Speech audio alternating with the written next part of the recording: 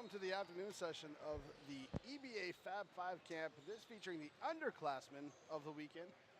Same format that we had this afternoon with the upperclassmen is we will have 3 games. Each of them will have 16-minute halves of a non-stop running clock, which means 16 minutes, each game 32 minutes. And we're featuring some of the top young talent here across the country as we've got girls obviously from the state of Georgia. They come as far away as Kansas, New York, West Virginia, Tennessee.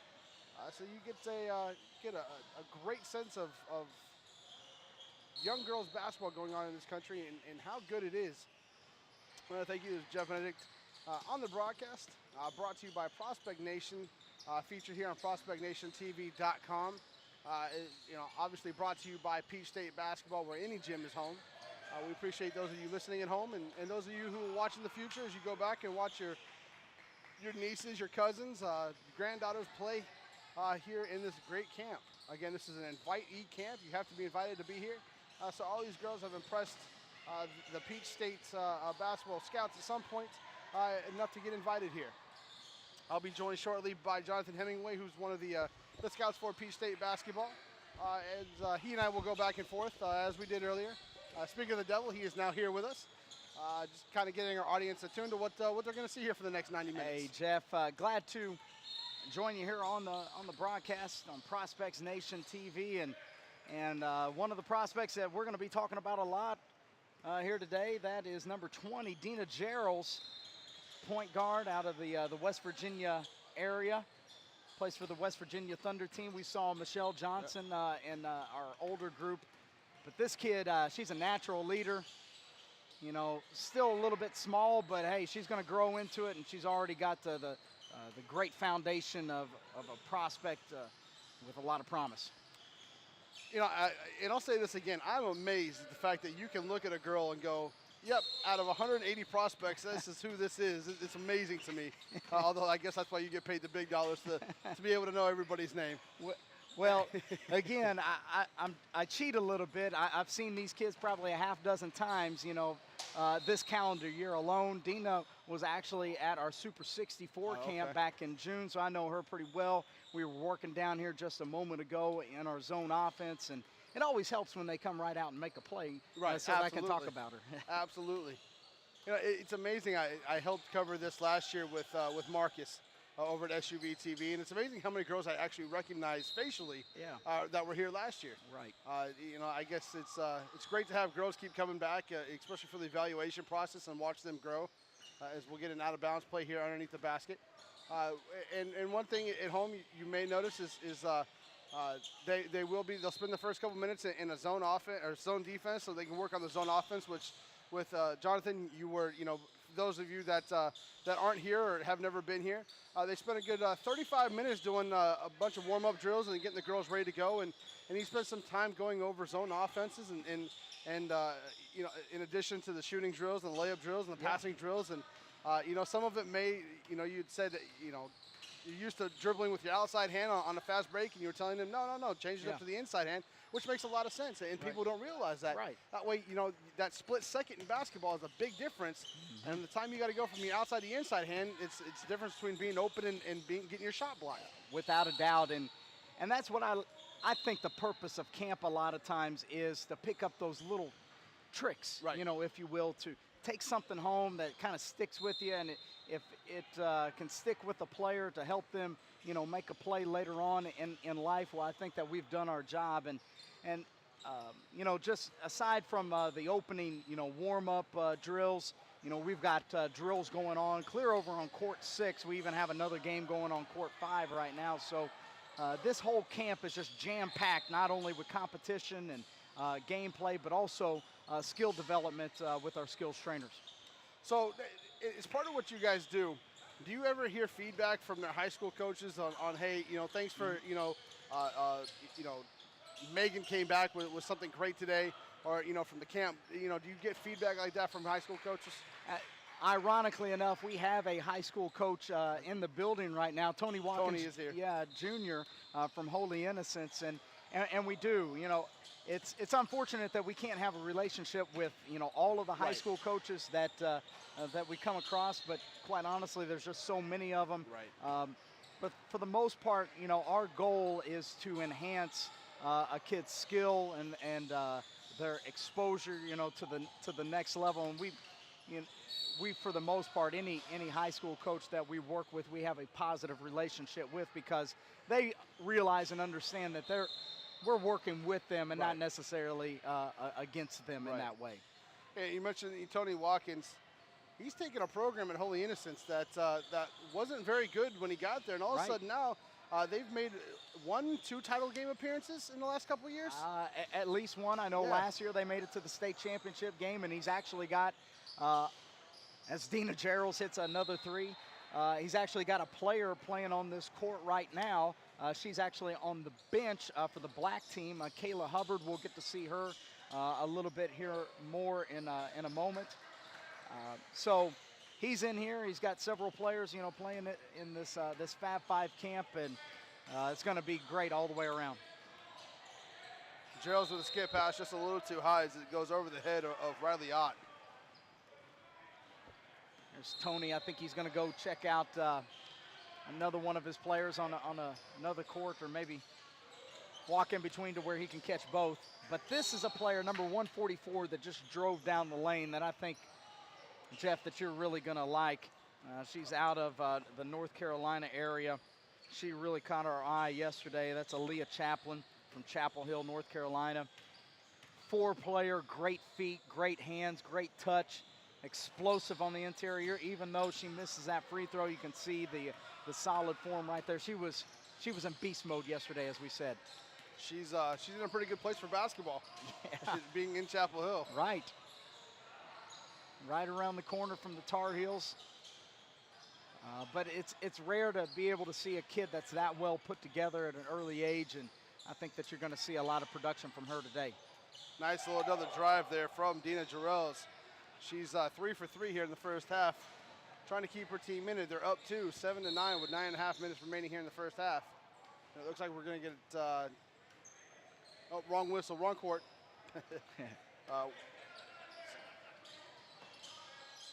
Logan Fox with the basketball. Nice skip pass over to Ashley Williamson. Williamson misses. Ball up in the air is going to come down to, Lyric Harris is going to come down with it. Yep. Lyric is out of that Ohio area, if I'm not mistaken. I can tell by the shorts.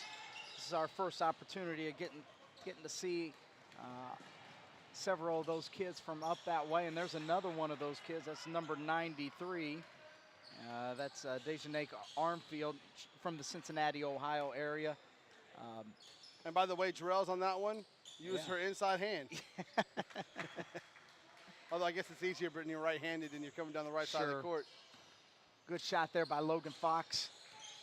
Another kid out of that kind of Cincinnati area. She's actually out of Westchester, Ohio. So Georgia is known as one of the hotbeds for boys recruiting. Yeah. What about girls? Oh, without a doubt. I mean, it's one of the epicenters of women's basketball recruiting. We just actually had Kayla Davis speaking to the campers just a moment ago. She graduated from Buford High School. She was a phenomenal high school basketball player. Yes, and in that same class from Norcross High School, Diamond DeShields, who just this year transferred to the University of Tennessee, and Charles is on fire. Yeah, just hit another three right there. She's now 4 for 4. Diamond DeShields, Kayla Davis, Lexi Brown, who was at Maryland this year. It was also a top 10 player in her class. And then not to mention this year in the class of 2015, the top player in the nation, Asia Durr, plays at St. Pius. I had the pleasure of doing the GHSA state semifinals this year for GHSA, and lucky enough to see her play. She was everything is advertised, and the one thing that I loved watching about Asia Durr's game is her unselfishness. Right. She was, in a lot of times, and you see a lot of these star prep kids, it's all about them on the court because usually they're by far the best player on the court. She had her backcourt running mate. I can't think of her name, going to Georgia, I believe. Yeah, Jasmine Carter. Yeah. And those two worked very well together, which was great to see on the high school level. But Asia Durr lived up to the hype. I think she ended the state semifinals with like 28 points and 12 rebounds. It was ridiculous. She was unbelievable to watch. So smooth, and her recruiting's still developing right now. But a lot of kids, or a lot of schools still in on her. That's Kayla Hubbard, the Holy Innocents product down there, the left-handed kid, number 148. Nice rebound on the inside and put back by Hubbard. Nice jumper there by 188. Cameron Schwartz. Yeah, Schwartz was a kid that caught our eye yesterday. Nice jumper, good length on the wing. But to finish this conversation, as Hubbard gets positioned down there again, a nice finish about women's basketball recruiting. We would be remiss not to mention Taya Cooper out of McEachern as well. Recently gave her verbal commitment to the University of Tennessee as well. So to answer your question, yeah, this is the place to be for women's basketball. So Georgia's usually regarded anywhere from 3 to 5 in boys basketball.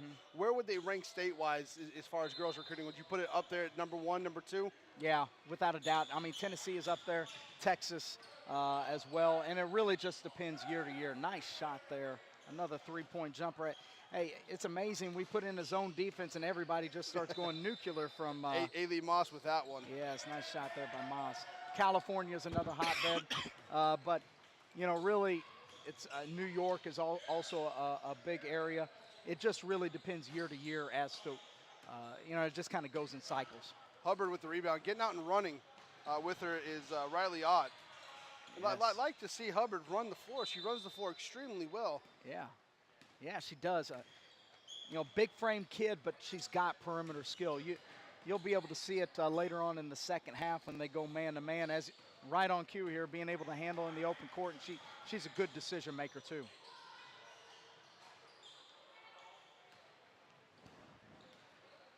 Back the other way is Schwartz with it. She gives it up quickly to Moss.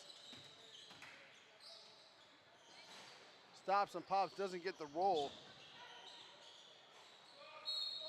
Ball's going to go out of bounds. It looks like it will stay white basketball. 4:40 remaining here in the first half of game number 1 of the afternoon session. This is the underclass of the EBA Fab 5 camp. Brought to you by Prospect Nation TV, sponsored by Peach State Basketball. I think I finally got that right. Yes, sir. It only took me 3.5 games, but I did finally get it. Well, as a newcomer, we'll show you some leniency, but there are a lot of .coms that are involved under this umbrella. But yes, PeachStateBasketball.com is your place for girls grassroots tournaments and camps. ProspectsNation.com is your place for recruiting news. And every one of these young ladies on the court here today will receive an online evaluation at ProspectsNation.com.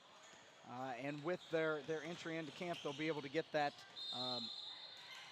password and username to be able to access that evaluation.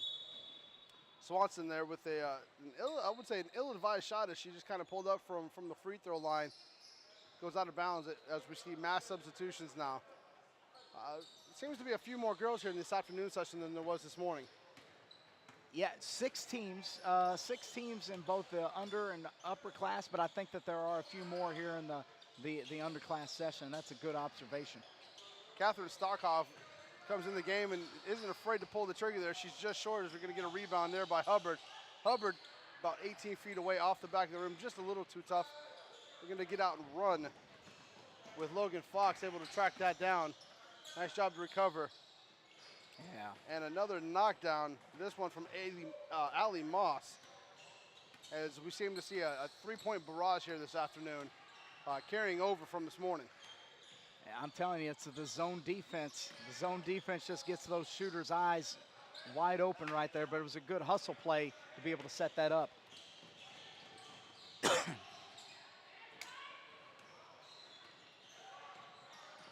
Jarrell's directing the fast break, unfortunately not able to control that as it goes out of bounds. So we'll go back to white with 2:20 remaining here in the first half. Yeah, good thought there, good vision. Just wasn't able to complete the pass, but you see the foresight there of Dina being able to run the break and try to set up her teammates in that fast break opportunity. Allie Moss with the basketball. Nice little cross-court action. Over to Williamson. Stockhoff gets ripped. Doesn't give up. I like the fact she didn't give up on defense there. Forced the bad shot. White able to retain it. Nice little kick out from Chaplin. Off the front of the rim. Chaplin with the rebound up and in. Nice job there by Aaliyah Chaplin to stay with it. It's going to be a good matchup here of Chaplin and Hubbard. Both very similar players, similar skill sets. Be interesting to see who gets the best of the other. Nice move there in the paint by Shade Hale. Is it Frater? Shade Hale Frater with a nice post move there to finish at the bucket. Yeah, Hale Frater. Also from that Cincinnati area, coming in, getting some good work. She's one of these kids that you can tell she's going to grow a couple of more inches. She's got that good frame, be able to defend not only the perimeter, but also. Another deep three, this one from Ashley Williamson, as she gets in on the three-ball action. 24-22, White with the two-point advantage, 44 seconds remaining here in the first half. Again, 16-minute running clock for all three of these games. Ooh. Hubbard with the nice stock off, and Hubbard just on the same page there, so it was a good look. Yeah. Well, either option would have been good there by Stalkoff, either the back door or the spot up three. But that's one of those camp situations where, you know, these kids hadn't played together, so they don't know if one's a spot up or a cutter. Jarrell's with a little bit of pressure. Fox lets it go, knocks this one down. She gets in on the three-ball action as well. Jarrell's with a nice little crossover. Pull up from three, off the front of the rim, and that'll end the first half as White will go into halftime with a 5-point lead, 27-22. Very quick first half there. Well, the action was pretty fast-paced, and, you know, when you've got these three-point jumpers falling like these ladies have, it does make for a quick 16 minutes. But I think the matchup, like we've talked about, it's going to be Hubbard versus Chaplin on the interior. But it'll be interesting to see which group of guards are able to, you know, exert their will on the game as well. Gerald's was big early, and we'll see who else steps up for the White team. And I will admit, I was wrong. You were correct. I have no problem admitting that. I said earlier today that I expected the talent level to drop, and so far it has not. And I don't mind admitting I'm wrong. Well, that's good. Humility and the ability to admit mistakes is a very good quality. But you know, I make very few of them, so I have no problem when I do admitting to them. But no, a number of very talented kids coming in here, getting some work, and really very impressed with the girls that have been in here all day long, all weekend long, I should say. Their willingness to take instruction, to get better, has been impressive. As you see the White team on the court, showing them warming up. They sat down for a good 10 seconds, decided that they were going to get back up. Yep. And get right back to work. They didn't like the way the shots were falling, even though they're up by 5.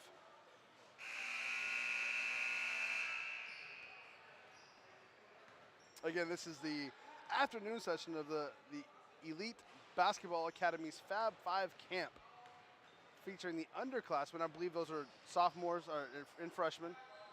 Do we have anybody younger than that here? Oh, yeah. We actually, Dina Geralds is just an 8th grader this year. And we even have a handful of 7th graders, not too many 7th graders, but a few. But yes, primarily freshmen, 2018 prospects, and sophomores, 2017.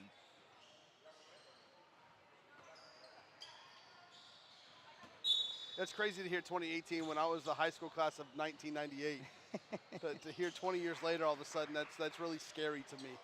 As we have a quick start here by Black. I believe that was Hubbard. It was. This Williamson kid has been pretty big here lately for the White team. Doesn't get that jumper to fall, but you can definitely see her talent. She's got nice fluidity to her game. Nice little jump stop there on the baseline of Skylar Boshears with that right-handed little jump hook. I like Boshears. Made note of her yesterday in my notes. on this camp. She did a couple of different things, both inside and out, that caught my eye. Cameron to Williamson. Williamson, nice little fake, goes baseline, throws it up from 5 feet away, up and in. Nice job there by Williamson. I like that word, fluidity. That's a very apt description of her. Gave that a little in and out into the floater. It's a tough move. Jarrell's able to get on the baseline. Nice spin move back up and in. That's a great move there and an even better finish. And just an 8th grader. Just an 8th grader.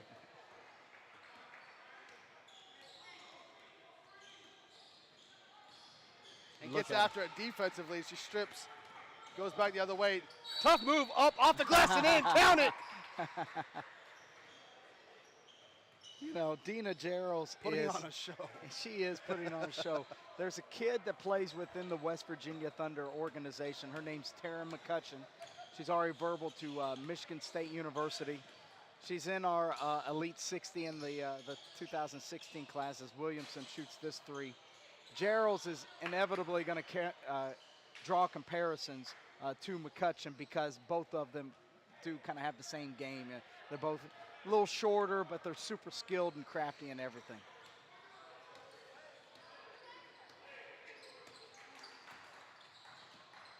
Hubbard with a nice screen up top. Gerald gets free. Deep 3, count it. She's making sure that you write up something nice about her tonight, that's for sure.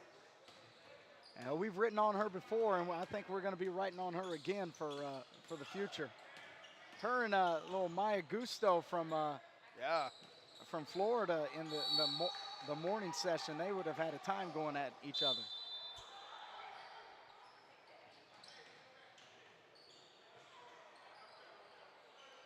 (34-34), 13 and a half remaining here in the second half of game number 1 of the afternoon session. It's game number 4 overall. If you get a chance, go back through the archives at prospectnationtv.com and watch what you didn't get to see earlier. A lot of great action, a lot of great shooting, and some fantastic prospects came through the morning session, and this afternoon session has started off the same way. 13 minutes remaining, 34-34. Nice skip ahead.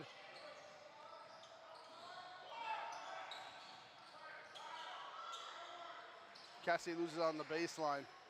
Back comes Black, up quickly to Miles. Miles, left hand, left side, up and in. I like Miles a lot. See the big post player running the floor, being able to finish with their left hand. Kid like that is only going to get better. Much like Faustine in our morning session, as a big kid that's coming into her own. Nice jumper by Williamson there on the baseline from about 15 feet away. Williamson starting to feel herself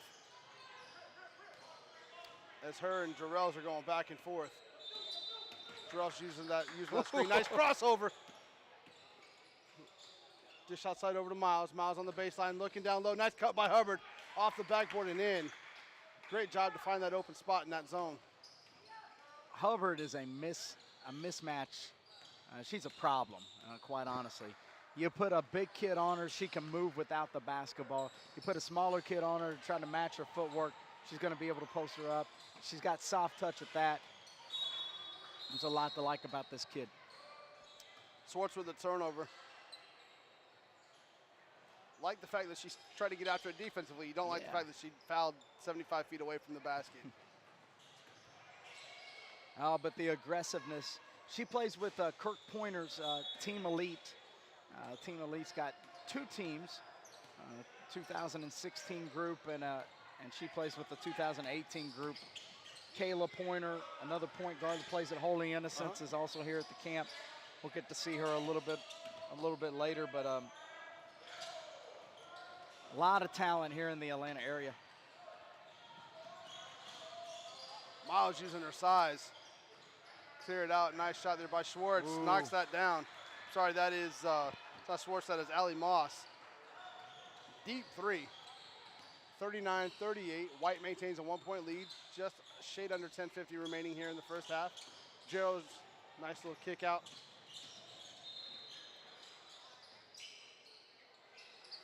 There we go. Good look down below. Nice block.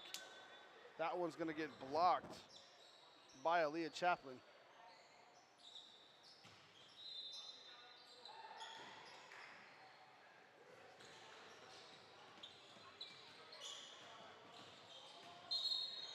Stockhoff goes baseline and will step out of bounds and go back to White, who enjoys a 1-point lead, 39-38. I'm always amazed.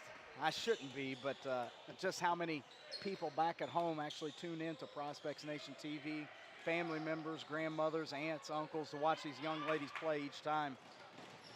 And for all of you that are with us right now watching, wish you a happy Labor Day tomorrow and enjoy the basketball.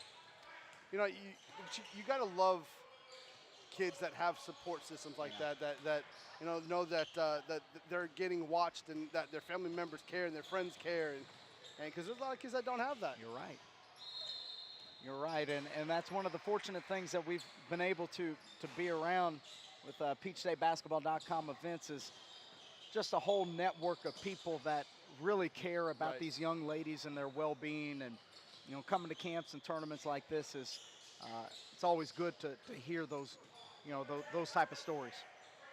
It's great, a guy like Brandon and Clay, and I don't say this because I'm on y'all's network right now. I say that because I've worked as a coach and as a broadcaster. I've worked a lot of events. Yeah. And Brandon truly cares about these girls, and they love him. Yeah.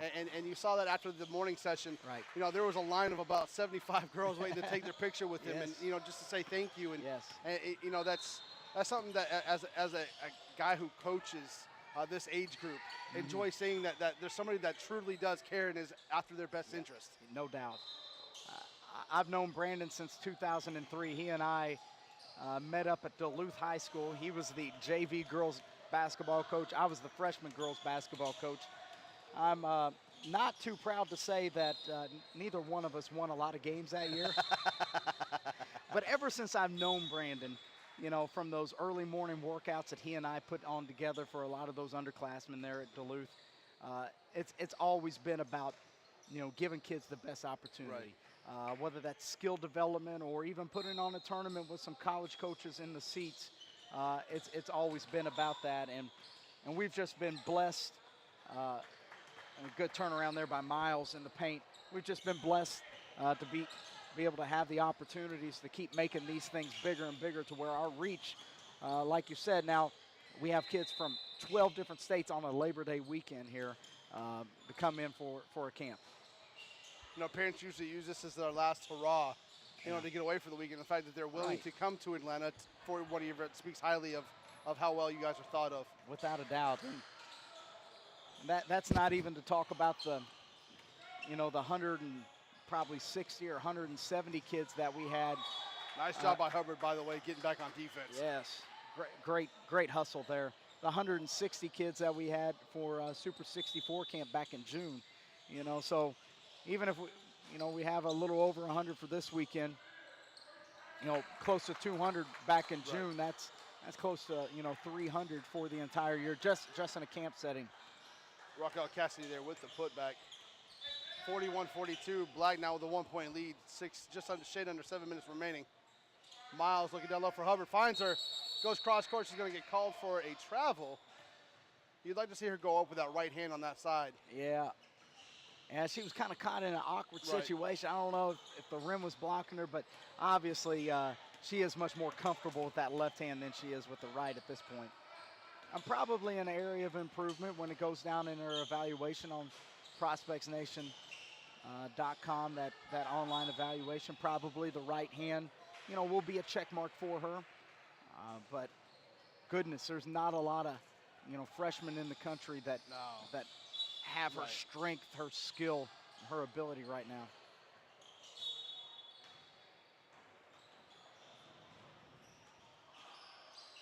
And this is not Hubbard's first Fab 5 event either. She's been to multiple EBA events. I know her father, pretty well as well too, and he's always talking to me about, not only his daughter, but he helps coach that Team Elite team as well. That 2018 group, talking about getting all those girls, work and skill development and such. Miles, he's with it, able to get the basket up and in. 44-41, a Black over White, 5:30 remaining here in the second half of game number 1. As you see Brandon Clay asking for better spacing. Yeah.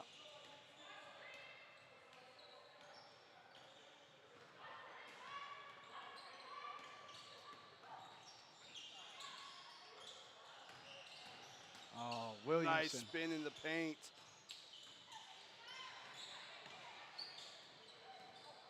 Good job there by number 24. Megan Urbanski.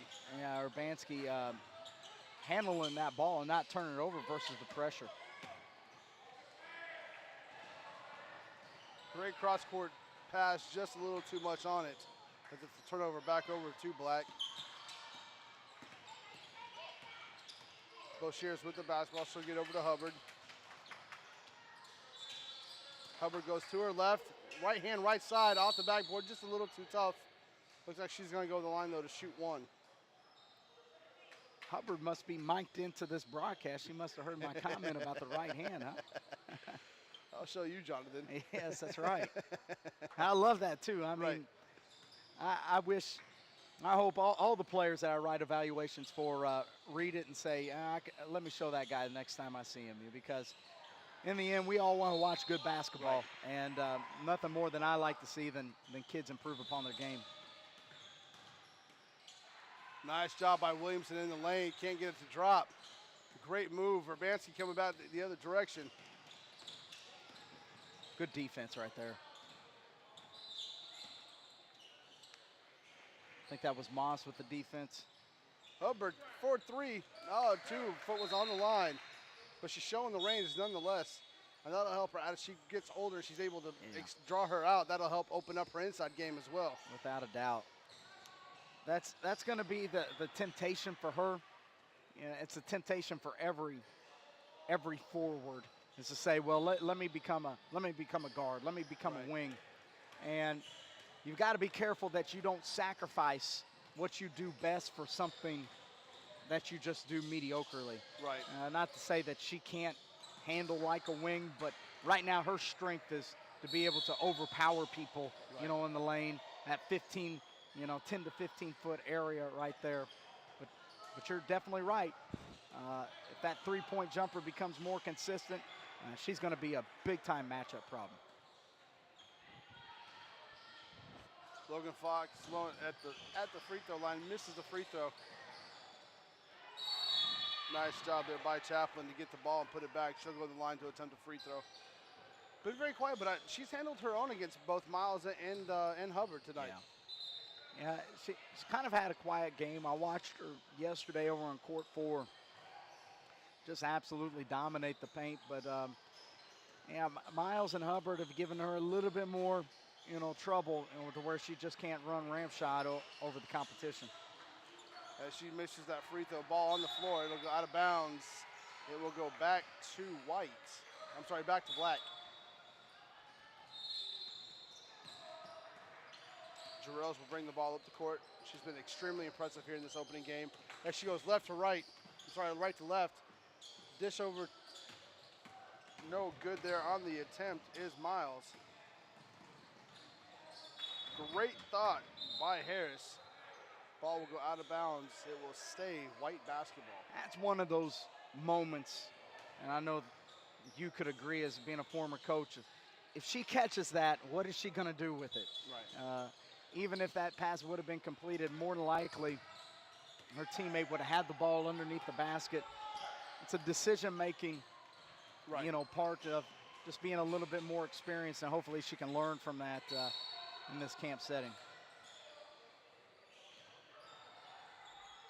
We're going to get a call on the baseline with 1:10 left here in the first game.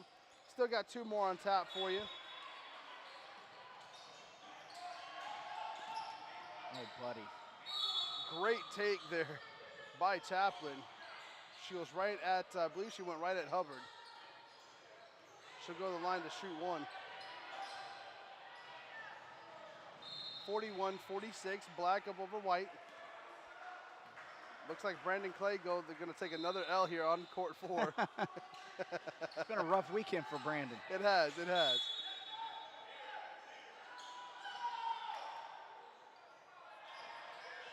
Love the fact that even when you look over on court 5, all 4 of the coaches are still coaching. Oh, yeah. And love that. It's a fun time for us, and there's a little bit of pride in all of this, too. Ooh, Chaplin with the crossover in the lane. Count it and one.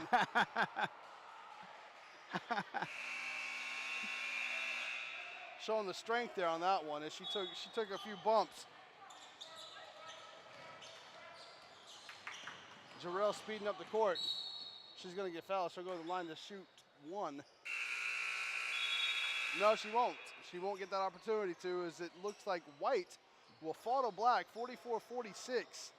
Here at game number 1 of the afternoon session of the EBA Fab 5 Camp, brought to you by Prospect Nation TV, sponsored by Peach State Basketball. Make sure you go check out Prospect Nation.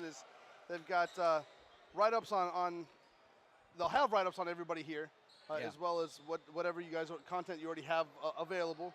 I'm sure you have a recap from yesterday. Yeah, the recaps will be coming probably Tuesday or Wednesday of this week. We have a running blog of all of the standouts and the kids that have caught our eye from day 1 and day 2. That's on the front page right now. Much more content to come. We'll bring you game number 2 here in about 5 minutes, right back here on ProspectNationTV.com.